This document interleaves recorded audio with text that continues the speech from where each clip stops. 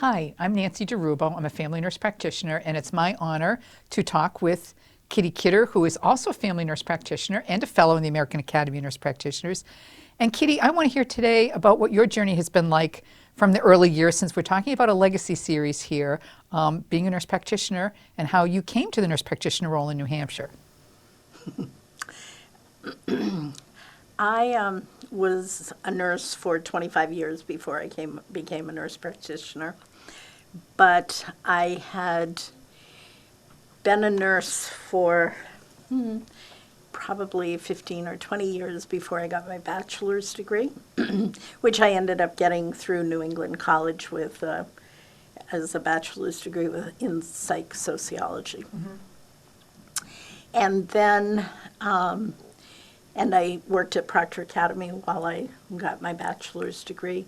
And when I finished with that in 1991, soon after that, one of the parents of one of the students at Proctor told me that UNH was opening up a new nurse practitioner tract. And they were accepting nurses with a degree, a bachelor's degree in another field, if I was interested. And that was because nursing at that time was not making it easy for people who had diplomas to get BSNs at that point. So there were programs that were being... Right. Yes, I actually had started in the eBorn program, the Expanding Baccalaureate Opportunities for RNs, in the late 70s. And it was such a frustrating experience for me because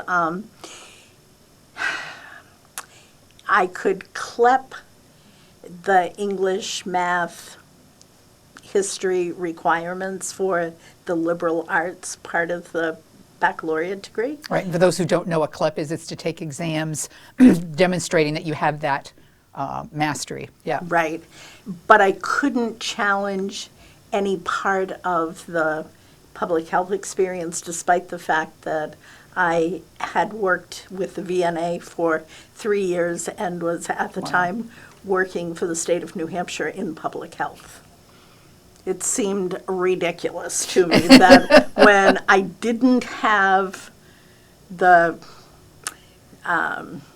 liberal arts history, I could challenge that, but when I had the public health experience, I couldn't challenge that. So I was like, and I ended up having my first child and said, bag that. So when New England College opened up the opportunity of getting a bachelor's degree in psychology, sociology, they allowed 84 credits for my 3-year diploma. I just had to take 10 courses through them because they allowed me to transfer a couple of courses that I had taken through the eBorn program. So you did everything native to New Hampshire then. You got your diploma at Mary Hitchcock. Yep. In New England College, and then UNH for your FNP. That's right. Yeah. Yes, and travel far away. So what was it like with your clinical experiences, the mentorship that you had at that point? And this was in the early 90s? It was. Okay.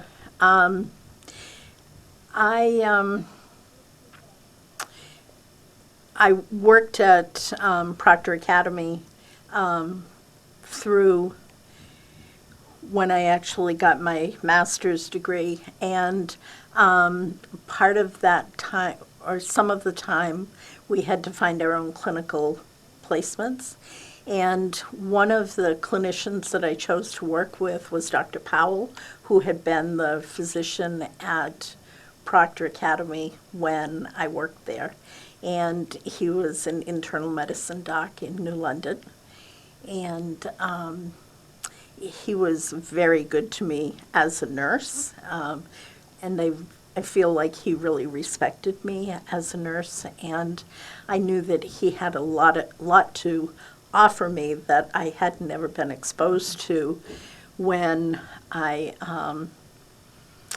went into the nurse practitioner program. Like 98% of my classmates were coronary care unit nurses. I wasn't allowed to do an EKG as a nurse. Not to say I didn't do them, because I did, but I certainly didn't read them. Anyway, so I worked with him during the summer, for one of my clinical rotations. And one of the most important things that he told me as he was teaching me about internal medicine was that if you sit down and listen to a patient, that 90% of the time, if you listen long enough, they will tell you what is wrong with them. And I thought that those were valuable words. Absolutely. And things that take time to do. They Yeah. do take time. So what was your first job then when you graduated from your nurse practitioner program? I actually still worked at Proctor Academy until they decided that there was a change in administration, a new administrator after 30 years of the other one being there. And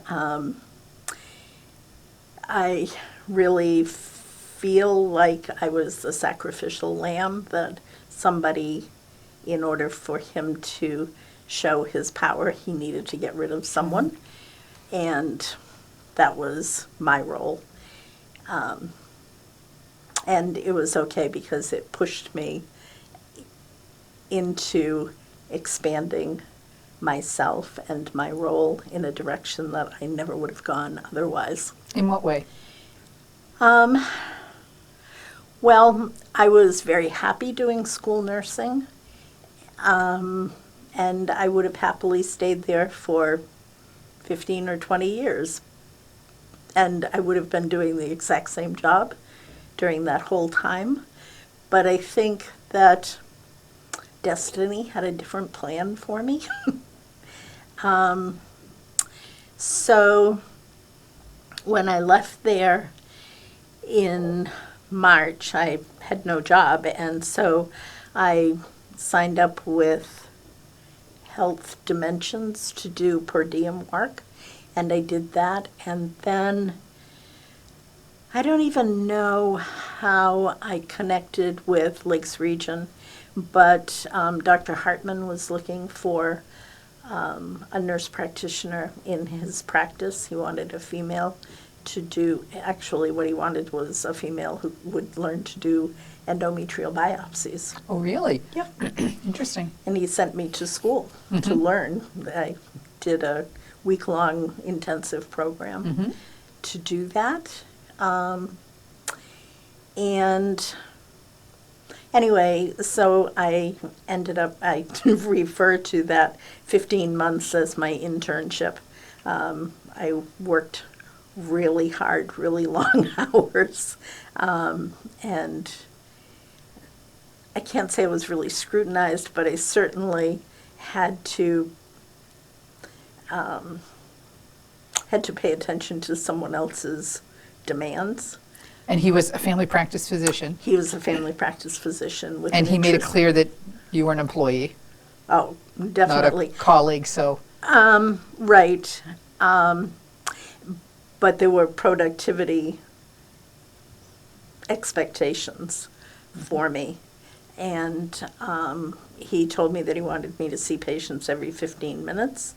And so I asked him what he wanted me to earn.